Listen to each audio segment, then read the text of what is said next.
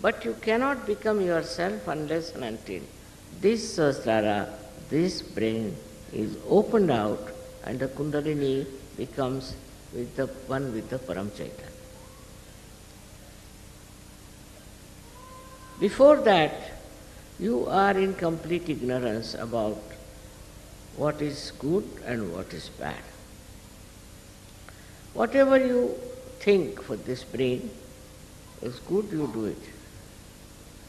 But whatever is really good, you do not know. Because you do not know the reality. Now we have to understand the consciousness that we have. Consciousness of being alive, consciousness of so many things we have. And the so-called knowledge we have about everything. All that consciousness is stored near the liver, for your information, by this diaphragm.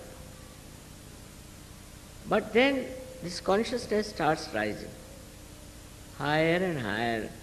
Then you become aware. In the evolutionary process, you become aware of things.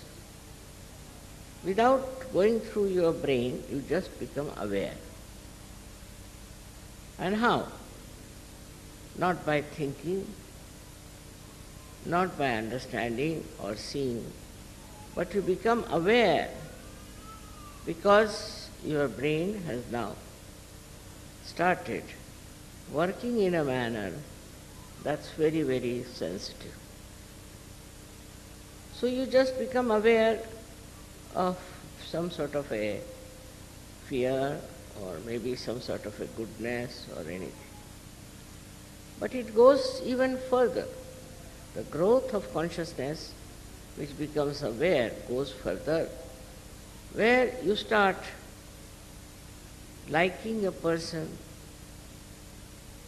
or disliking a person. But still it's nothing definite and sure. You dislike a person because he has a particular type of a face, maybe eyes or one maybe anything. Or maybe because you have known somebody who has been very nice. So you start transferring that image onto others. With these transferred images, you can hate or love someone. Then you start saying, I hate this, I hate that, which has no actually substantial meaning. You hate it because perhaps maybe such and such person looks like somebody. Now you go further with it, then you see that such and such person, now I'm not talking about things, but about persons.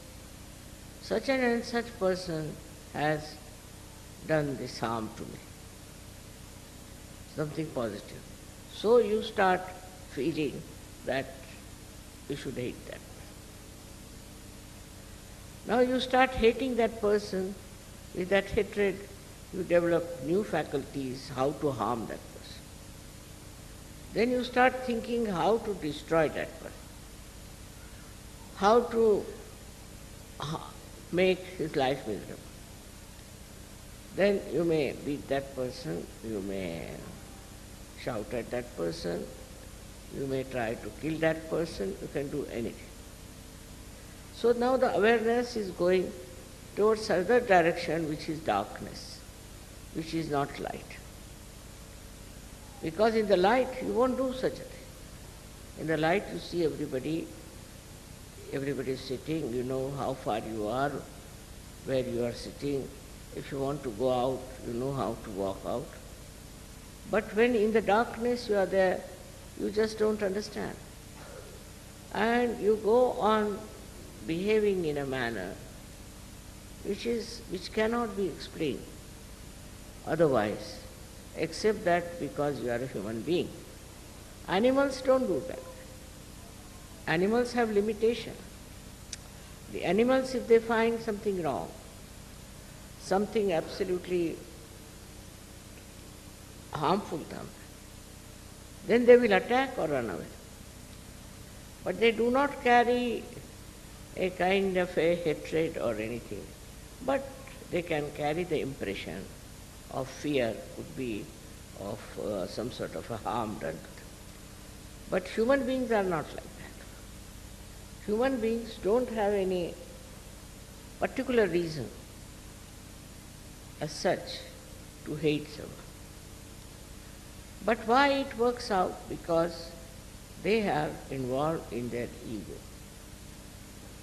Egoistical person feels that he has a right to do what he wants to do. He can kill anybody, he can bomb anyone, he can do whatever.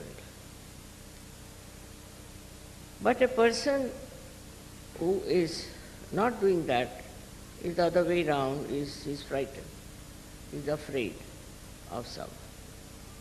Now the awareness moves on. This is a subtler awareness, because if you are afraid of somebody, you would not like to go to his house, you will avoid him in the street. All things you can do. So all this kind of knowledge about other human beings also accumulates in your mind. Then this thing starts working on a collective level. Because you think this group is very bad, they are good, these are bad, they are excellent, like that. It works. In your own mind, you think that somebody has a group and the other group is better or that group is better.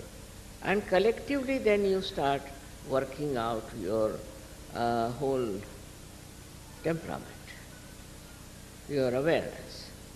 Like once people decide that, say, for example, that black people are to be finished. So all the white people can join together. Or like at the time of Hitler, he decided that all other human beings but Germans were useless. So he gathered people around his thought and ideas, and this collective awareness just comes to, I don't know how, but it enters into the minds of men. They never challenge it, they never ask it whether it is correct or not. So this grows more and more and more, and then it becomes like a country-wise, you can say, an awareness of this kind of a feeling.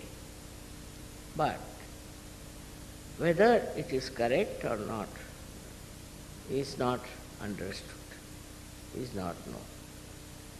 So what is important, that you should know reality, you should know exactly what is right and what is wrong. For that, as I told you, there is this great power of Kundalini within. She is the one, she passes through all these centers, enlightens them first. So your awareness gets enlightened. And when she pierces through Sahasrara, she joins you to this all-pervading power, which is knowledge, which is love, which is truth. So after that you immediately know. Some people don't know immediately, but some people do. That what we have been thinking so far